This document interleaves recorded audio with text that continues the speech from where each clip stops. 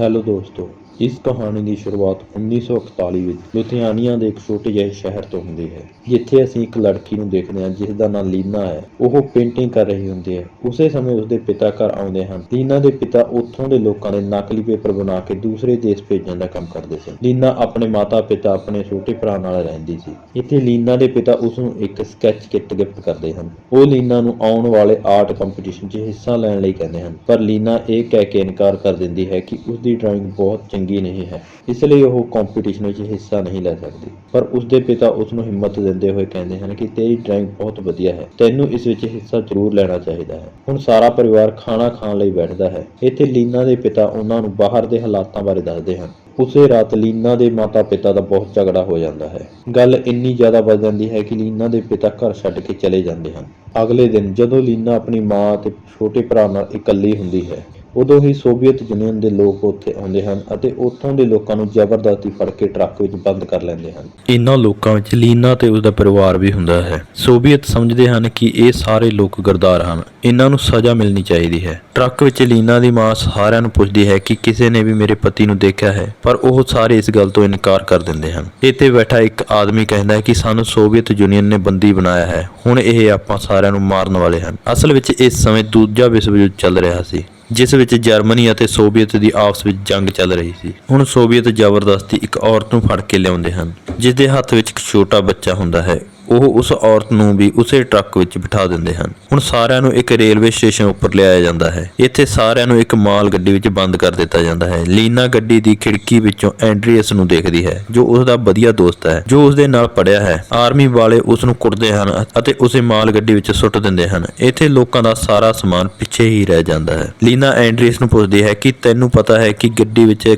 ਕਿੰਨੇ ਡੱਬੇ ਹਨ? ਤਾਂ ਐਂਡਰੀਅਸ ਕਹਿੰਦਾ ਹੈ ਕਿ ਸ਼ਾਇਦ 5 ਹੋ ਸਕਦੇ ਹਨ। ਉਹ ਕਹਿੰਦੀ ਹੈ ਕਿ ਤੂੰ ਚੈੱਕ ਕਰਕੇ ਆ ਸਕਦਾ ਹੈ ਕਿ ਮੇਰੇ ਪਿਤਾ ਜੀ ਕਿਸੇ ਡੱਬੇ ਵਿੱਚ ਹਨ। ਮੇਰੇ ਪਿਤਾ ਜੀ ਜ਼ਰੂਰ ਇਸੇ ਗੱਡੀ ਵਿੱਚ ਹੋਣਗੇ। ਤਾਂ ਐਂਡਰੀਅਸ ਹੱਸਣ ਲੱਗਦਾ ਹੈ। ਤਾਂ ਲੀਨਾ ਕਹਿੰਦੀ ਹੈ ਕਿ ਪਲੀਜ਼ ਮੇਰੀ ਮਦਦ ਕਰ। ਐਂਡਰੀਅਸ ਕਹਿੰਦਾ ਹੈ ਕਿ ਸਾਰੇ ਡੱਬਿਆਂ ਵਿੱਚ ਸੋਲਜਰ ਹਨ, ਜੇ ਤੇਰੇ ਪਿਤਾ ਮਿਲ ਵੀ ਗਏ ਤਾਂ ਵੀ ਆਪਾਂ ਕੁਝ ਨਹੀਂ ਕਰ ਸਕਦੇ। ਟ੍ਰੇਨ ਸਟਾਰਟ ਹੋ ਜਾਂਦੀ ਹੈ ਅਤੇ ਟ੍ਰੇਨ ਚੱਲਦੀ ਰਹਿੰਦੀ ਹੈ। ਟ੍ਰੇਨ ਵਿੱਚ ਲੀਨਾ ਆਪਣੀ ਜ਼ਿੰਦਗੀ ਵਿੱਚ ਵਧੀਆ ਪਲਾਂ ਨੂੰ ਯਾਦ ਕਰਦੀ ਹੈ। ਉਹ ਉਸ ਸਮੇਂ ਨੂੰ ਯਾਦ ਕਰ ਰਹੀ ਸੀ ਜਦੋਂ ਉਹ ਆਪਣੇ ਪਰਿਵਾਰ ਨਾਲ ਬਹੁਤ ਖੁਸ਼ੀ-ਖੁਸ਼ੀ ਰਹਿ ਰਹੀ ਸੀ। ਸਵੇਰ ਹੁੰਦੇ ਹੀ ਇਹ ਟ੍ਰੇਨ ਅਲਟਾਈ ਸ਼ਹਿਰ ਵੱਲ ਨਿਕਲ ਜਾਂਦੀ ਹੈ। ਕੁਝ ਦਿਨ ਉਹ ਲੋਕ ਇਸੇ ਤਰ੍ਹਾਂ ਟ੍ਰੇਨ ਵਿੱਚ ਸਫ਼ਰ ਕਰਦੇ ਹਨ।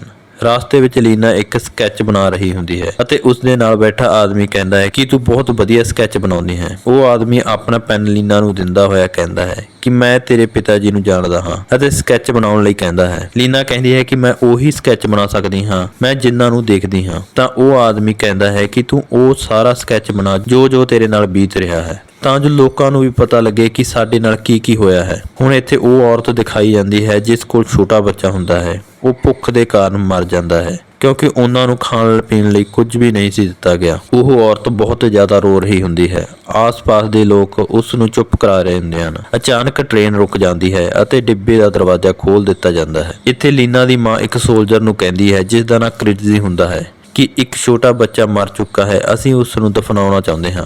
ਪਰ ਕ੍ਰਿਟਜ਼ੀ ਇਸ ਗੱਲ ਤੋਂ ਮਨਾ ਕਰ ਦਿੰਦਾ ਹੈ ਅਤੇ ਚਲਾ ਜਾਂਦਾ ਹੈ। ਇੱਥੇ ਸਾਰੇ ਸੋਲਜਰ ਖਾਣਾ ਖਾਂਦੇ ਹਨ, ਪਰ ਇਹਨਾਂ ਲੋਕਾਂ ਨੂੰ ਭੁੱਖੇ ਹੀ ਰੱਖਿਆ ਜਾਂਦਾ ਹੈ। ਇਸ ਤੋਂ ਬਾਅਦ ਟ੍ਰੇਨ ਦੁਬਾਰਾ ਚੱਲ ਪੈਂਦੀ ਹੈ। ਉਹ ਔਰਤ ਹੁਣ ਵੀ ਆਪਣੇ ਬੱਚੇ ਨੂੰ ਗਲ ਨਾਲ ਲਾ ਕੇ ਰੋ ਰਹੀ ਹੁੰਦੀ ਹੈ। ਇਸ ਤਰ੍ਹਾਂ ਟ੍ਰੇਨ ਵਿੱਚ ਕਈ ਦਿਨ ਬੀਤ ਜਾਂਦੇ ਹਨ। ਇੱਕ ਦਿਨ ਟ੍ਰੇਨ ਰੁਕ ਜਾਂਦੀ ਹੈ। ਸਾਰਿਆਂ ਨੂੰ ਟ੍ਰੇਨ ਵਿੱਚੋਂ ਉਤਾਰ ਦਿੱਤਾ ਜਾਂਦਾ ਹੈ। ਇੱਥੇ ਉਹ ਔਰਤ ਭੱਜਣ ਦੀ ਕੋਸ਼ਿਸ਼ ਕਰਦੀ ਹੈ ਜਿਸ ਦਾ ਬੱਚਾ ਮਰ ਚੁੱਕਾ ਹੈ, ਪਰ ਉਸ ਨੂੰ ਫੜ ਕੇ ਗੋਲੀ ਮਾਰ ਦਿੱਤੀ ਜਾਂਦੀ ਹੈ। ਇਸ ਗੱਲ ਕਰਕੇ ਸਾਰੇ ਲੋਕ ਬਹੁਤ ਜ਼ਿਆਦਾ ਡਰ ਜਾਂਦੇ ਹਨ। ਇਸ ਤੋਂ ਬਾਅਦ ਸਾਰਿਆਂ ਨੂੰ ਕੈਂਪ ਵਿੱਚ ਲਿਆਇਆ ਜਾਂਦਾ ਹੈ। ਇਸ ਤੋਂ ਬਾਅਦ ਕਮਾਂਡਰ ਸਾਰਿਆਂ ਨੂੰ ਇੱਕ ਹਾਲ ਵਿੱਚ ਇਕੱਠੇ ਖੜੇ ਕਰਦਾ ਹੈ ਅਤੇ ਕਹਿੰਦਾ ਹੈ ਕਿ ਤੁਸੀਂ ਸਾਰੇ ਦੇਸ਼ ਧਰੋਹੀ ਹੋ ਤੇ ਤੁਹਾਡੀ ਸਭ ਦੀ ਸਜ਼ਾ ਮੌਤ ਹੈ, ਪਰ ਮੈਂ ਤੁਹਾਨੂੰ ਅਲਾਈਵ ਆਫ ਸੈਂਟੈਂਸ ਲੇਵਰ ਦੇ ਰਿਹਾ ਹਾਂ। ਹੁਣ ਇੱਥੇ ਸਭ ਨੂੰ ਕੰਮ ਕਰਨਾ ਹੁੰਦਾ ਹੈ। ਜੇ ਕੋਈ ਕੰਮ ਨਹੀਂ ਕਰੇਗਾ ਤਾਂ ਉਸ ਨੂੰ ਖਾਣ ਲਈ ਨਹੀਂ ਦਿੱਤਾ ਜਾਵੇਗਾ ਅਤੇ ਜੇ ਕਿਸੇ ਨੇ ਵੀ ਭੱਜਣ ਦੀ ਕੋਸ਼ਿਸ਼ ਕੀਤੀ ਤਾਂ ਉਸ ਨੂੰ ਮਾਰ ਦਿੱਤਾ ਜਾਵੇਗਾ। ਕਮਾਂਡਰ ਸਾਰਿਆਂ ਨੂੰ ਇੱਕ ਪੇਪਰ ਦਿਖਾਉਂਦੇ ਹੋਏ ਕਹਿੰਦਾ ਹੈ ਕਿ ਜੇਕਰ ਤੁਸੀਂ ਇਸ ਪੇਪਰ ਤੇ ਸਾਈਨ ਕਰਦੇ ਹੋ ਤਾਂ ਤੁਹਾਡੀ 25 ਸਾਲ ਸਜ਼ਾ ਮਾਫ ਕਰ ਦਿੱਤੀ ਜਾਵੇਗੀ।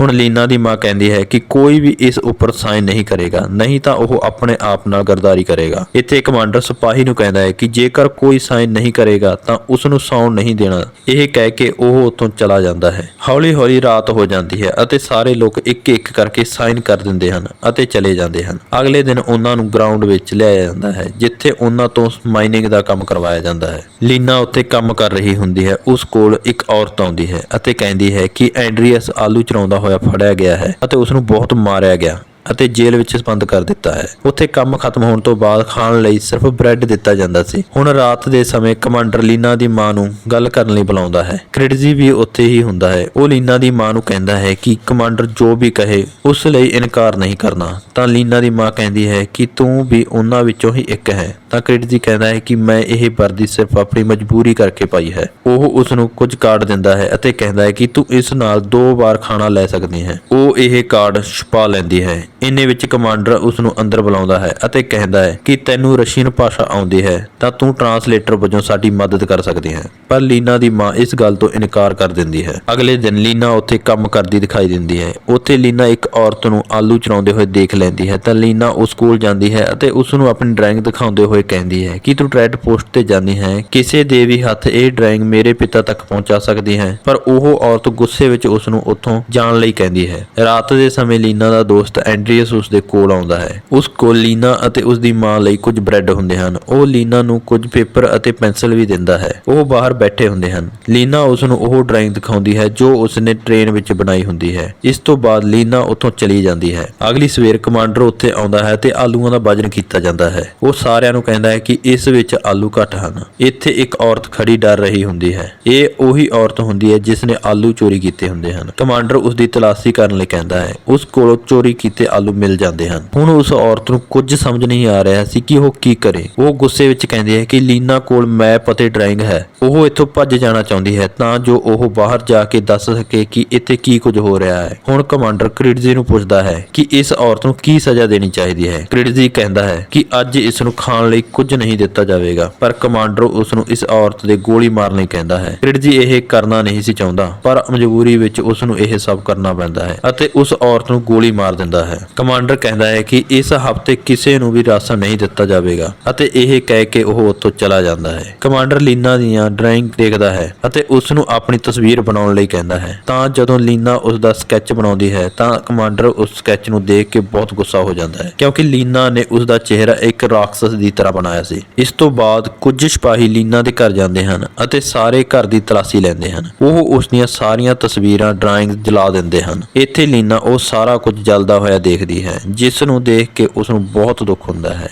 ਅਗਲੇ ਦਿਨ ਕ੍ਰਿਟਜੀ ਲੀਨਾ ਦੇ ਘਰ ਆਉਂਦਾ ਹੈ। ਉੱਥੇ ਲੀਨਾ ਦੀ ਮਾਂ ਇਕੱਲੀ ਹੁੰਦੀ ਹੈ। ਉਹ ਉਸ ਨੂੰ ਕੁਝ ਪੇਪਰ ਦਿਖਾਉਂਦਾ ਹੈ ਅਤੇ ਕਹਿੰਦਾ ਹੈ ਕਿ ਤੇਰਾ ਪਤੀ ਗਲਤ ਕੰਮ ਕਰਦਾ ਸੀ। ਉਹ ਨਕਲੀ ਪੇਪਰ ਬਣਾ ਕੇ ਲੋਕਾਂ ਨੂੰ ਬਾਹਰ ਭੇਜਿਆ ਕਰਦਾ ਸੀ ਜਿਸ ਦੀ ਸਜ਼ਾ ਤੈਨੂੰ ਅਤੇ ਲੀਨਾ ਨੂੰ ਭੁਗਤਣੀ ਪੈ ਰਹੀ ਹੈ ਅਤੇ ਕਹਿੰਦਾ ਹੈ ਕਿ ਇੱਥੇ ਆਉਣ ਤੋਂ ਪਹਿਲਾਂ ਤੇਰੇ ਪਤੀ ਨੂੰ ਗੋਲੀ ਮਾਰ ਦਿੱਤੀ ਗਈ ਸੀ। ਉਹ ਉਸ ਦੇ ਕੋਲ ਆਉਣ ਦੀ ਕੋਸ਼ਿਸ਼ ਕਰਦਾ ਹੈ ਪਰ ਉਹ ਉਸ ਨੂੰ ਆਪਣੇ ਤੋਂ ਦੂਰ ਕਰਦੀ ਹੈ। ਅਸਲ ਵਿੱਚ ਕ੍ਰਿਟਜੀ ਦੀ ਉਸ ਉੱਪਰ ਗੰਦੀ ਨਜ਼ਰ ਸੀ ਪਰ ਲੀਨਾ ਦੀ ਮਾਂ ਉਹਨੂੰ ਕਹਿੰਦੀ ਹੈ ਕਿ ਮੈਂ ਕਦੇ ਵੀ ਤੇਰੀ ਨਹੀਂ ਹੋ ਸਕਦੀ। ਇਹ ਗੱਲ ਸੁਣ ਕੇ ਬਿਨਾਂ ਕੁਝ ਕਹੇ ਕ੍ਰਿਟਜੀ ਉੱਥੋਂ ਚਲਾ ਜਾਂਦਾ ਹੈ। ਲੀਨਾ ਦੀ ਮਾਂ ਆਪਣੇ ਪਤੀ ਨੂੰ ਯਾਦ ਕਰਕੇ ਰੋਣ ਲੱਗ ਜਾਂਦੀ ਹੈ। ਅਗਲੀ ਸਵੇਰ ਕ੍ਰਿਟਜੀ ਕਮਾਂਡਰ ਦੇ ਸਾਹਮਣੇ ਬੈਠਾ ਦਿਖਾਈ ਦਿੰਦਾ ਹੈ। ਕਮਾਂਡਰ ਉਸ ਨੂੰ ਕਹਿੰਦਾ ਹੈ ਕਿ ਮੈਂ ਤੈਨੂੰ ਲੀਡਰ ਦੇ ਤੌਰ ਤੇ ਪ੍ਰਮੋਟ ਕਰ ਰਿਹਾ ਹਾਂ। ਹੁਣ ਤੈਨੂੰ ਆਈਸਲੈਂਡ ਜਾਣਾ ਹੋਵੇਗਾ। ਤੇਰੇ ਨਾਲ ਇੱਥੋਂ ਬਹੁਤ ਸਾਰੀ ਲੇਬਰ ਵੀ ਜਾਵੇਗੀ ਜਿਸ ਵਿੱਚ ਲੀਨਾ ਦਾ ਭਰਾ ਲੀਨਾ ਅਤੇ ਉਸ ਦੀ ਮਾਂ ਵੀ ਹੁੰਦੀ ਹੈ। ਅਗਲੀ ਸਵੇਰ ਸਾਰੀ ਲੇਬਰ ਨੂੰ ਟ੍ਰੇਨ ਵਿੱਚ ਚੜਾ ਦਿੱਤਾ ਜਾਂਦਾ ਹੈ। ਟ੍ਰੇਨ ਜਾਣ ਲਈ ਸਟਾਰਟ ਹੋ ਜਾਂਦੀ ਹੈ। ਇੱਥੇ ਐਂਡਰੀਅਸ ਲੀਨਾ ਨੂੰ ਟ੍ਰੇਨ ਵਿੱਚ ਦੇਖ ਲੈਂਦਾ ਹੈ ਅਤੇ ਉਹ ਟ੍ਰੇਨ ਦੇ ਪਿੱਛੇ ਦੌੜਦਾ ਹੈ ਪਰ ਸਿਪਾਹੀ ਉਸ ਨੂੰ ਫੜ ਲੈਂਦੇ ਹਨ ਅਤੇ ਮਾਰਨ ਲੱਗ ਜਾਂਦੇ ਹਨ। ਲੀਨਾ ਅਤੇ ਐਂਡਰੀਅਸ ਇੱਕ ਦੂਜੇ ਨੂੰ ਪਸੰਦ ਕਰਦੇ ਸੀ ਪਰ ਇੱਥੇ ਉਹ ਇੱਕ ਦੂਜੇ ਤੋਂ ਅਲੱਗ ਹੋ ਜਾਂਦੇ ਹਨ। ਟ੍ਰੇਨ ਤੋਂ ਬਾਅਦ ਉਹ ਸਾਰਿਆਂ ਨੂੰ ਇੱਕ ਸ਼ਿਪ ਦੇ ਰਾਹੀਂ ਆਈਸਲੈਂਡ ਲਿਆਇਆ ਜਾਂਦਾ ਹੈ। ਇੱਥੇ ਪਹੁੰਚਣ ਤੋਂ ਬਾਅਦ ਕ੍ਰਿਟਜੀ ਸਾਰੀ ਲੇਬਰ ਕੋਲੋਂ ਘਰ ਬਣਵਾਉਂਦਾ ਹੈ। ਇੱਕ ਦਿਨ ਲੀਨਾ ਕੰਮ ਕਰ ਰਹੀ ਹੁੰਦੀ ਹੈ। ਉੱਥੇ ਇੱਕ ਔਰਤ ਆਉਂਦੀ ਹੈ। ਉਹ ਕਹਿੰਦੀ ਹੈ ਕਿ ਹੁਣ ਇੱਥੇ ਬਹੁਤ ਜ਼ਿਆਦਾ ਠੰਡ ਹੋਣ ਵਾਲੀ ਹੈ ਇਸ ਲਈ ਮੈਂ ਇੱਥੋਂ ਸ਼ਿਪ ਵਿੱਚ ਲੁੱਕ ਕੇ ਨਿਕਲ ਜਾਵਾਂਗੀ। ਉਹ ਕਹਿੰਦੀ ਹੈ ਕਿ ਇੱਥੇ ਇੰਨੀ ਠੰਡ ਹੋ ਜਾਵੇਗੀ ਕਿ ਤੁਸੀਂ ਸਾਰੇ ਦੇ ਸਾਰੇ ਮਾਰੇ ਜਾਵੋਗੇ। ਇਹ ਇਸ ਸੀਜ਼ਨ ਦੀ ਆਖਰੀ ਸ਼ਿਪ ਹੈ ਅਤੇ ਕਹਿੰਦੀ ਹੈ ਕਿ ਜੇ ਤੁਸੀਂ ਚਾਹੋ ਤਾਂ ਆਪਣੇ ਭਰਾ ਅਤੇ ਆਪਣੀ ਮਾਂ ਨੂੰ ਵੀ ਆਪਣੇ ਨਾਲ ਲੈ ਕੇ ਆ ਸਕਦੀ ਹੈ।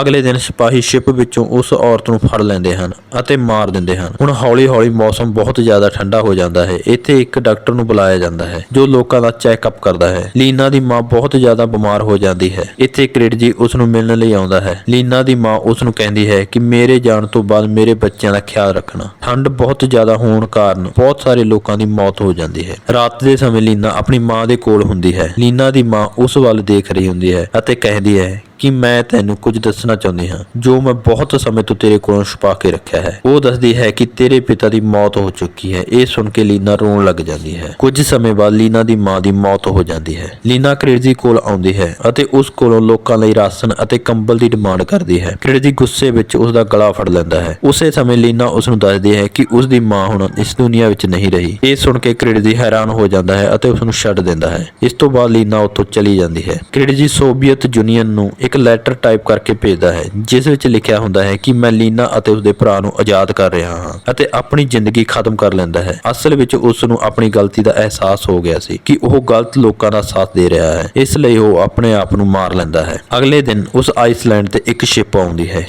ਲੀਨਾ ਅਤੇ ਉਸ ਦਾ ਭਰਾ ਸ਼ਿਪ ਵੱਲ ਜਾ ਰਹੇ ਹੁੰਦੇ ਹਨ। ਲੀਨਾ ਨੂੰ ਲੱਗ ਰਿਹਾ ਹੁੰਦਾ ਹੈ ਕਿ ਉਹ ਫਿਰ ਤੋਂ ਆਜ਼ਾਦ ਹੋ ਗਈ ਹੈ। ਇਸ ਦੇ ਨਾਲ ਹੀ ਇਹ ਕਹਾਣੀ ਖਤਮ ਹੋ ਜਾਂਦੀ ਹੈ। ਉਮੀਦ ਕਰਦੇ ਹਾਂ ਕਿ ਤੁਹਾਨੂੰ ਇਹ ਕਹਾਣੀ ਬਹੁਤ ਪਸੰਦ ਆਈ ਹੋਵੇਗੀ। ਧੰਨਵਾਦ।